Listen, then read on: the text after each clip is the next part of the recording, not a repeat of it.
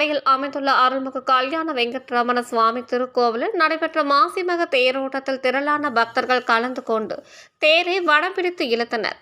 தென் திருப்பதி என்ற பக்தர்களால் போற்றப்படும் கரூர் தான்தோன்றி மலை கல்யாண வெங்கட்ரமண கோவிலில் புரட்டாசி மாத பெருந்திருவிழாவும் மாசி திருவிழாவும் வெகு சிறப்பாக நடைபெறும்.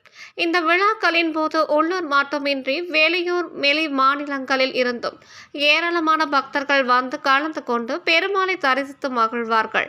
அந்த வகையில் இந்த ஆண்டு மாசி மக திருவிழா மற்றும் தெப்ப திருவிழா கடந்த பிப்ரவரி 16ஆம் தேதி கொடியேற்றத்துடன் தொடங்கியது.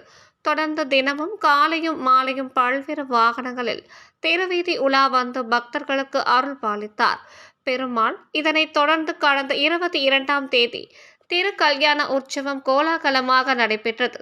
இதனை அடுத்து இன்று காலை திருத்தேர் வடம் பிடித்தல் நிகழ்வு வெகு விமர்சையாக நடைபெற்றது.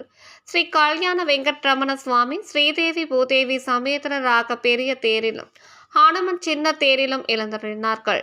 தேரோட்டத்தில் துணை மேயர், மாவட்ட அறங்காவலர் குழு தலைவர், மண்டல குழு தலைவர், தெற்கு மாவட்ட திமுக செயலாளர் உள்ளிட்ட ஏராளமான பக்தர்கள் கலந்து கொண்டு தேரை வடம் பிடித்து இழுத்தனர்.